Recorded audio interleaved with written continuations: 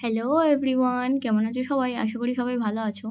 তো সবাই তো রান্না পূজার ভিডিও দেখেছো। গরমমুখের ভিডিও আমি এখনও দিইনি, কারণ আমাদের শুক্রবার গরমমুখ হয়েছে, বৃহস্পতিবার হয়নি। মানে বৃহস্পতিবার হয়েছে, নিরামিষ হয়েছিল। আমাদের বাড়ির লোক কজন খেয়েছিলাম। শুক্রবার সবাই খেয়েছিল। যারা পান্তার দিনে খেতে আসে তারা আমাদের শুক্রবার দিন গরমমুখ হতে এসেছিল। আমাদের এদিকে এটাই নিয়ম। কাদের এই নিয়মটা আছে যে পান্তার দিনে যারা আসবে তারা গরমমুখেও খেতে আসবে? আমাকে একটু কমেন্ট করে বলো তো, কারণ আমি জানি না অন্য জায়গায় এই নিয়মটা হয় কি। তো যাই হোক, আমাদের শুক্রবার গরমুখ হয়েছে আর রান্নি হলো আমার বাবা। কি হয়েছে সেটা বলে দিই। প্রথমেই দিয়েছে ভাত আর কচুর লতি, ইলিশ মাছের মাথা দিয়ে। তো কচুর লতিটা হেভি হয়েছে। আমার বাবা প্রত্যেকটা রান্না করেছে, একটাও রান্না অন্য কেউ করেনি।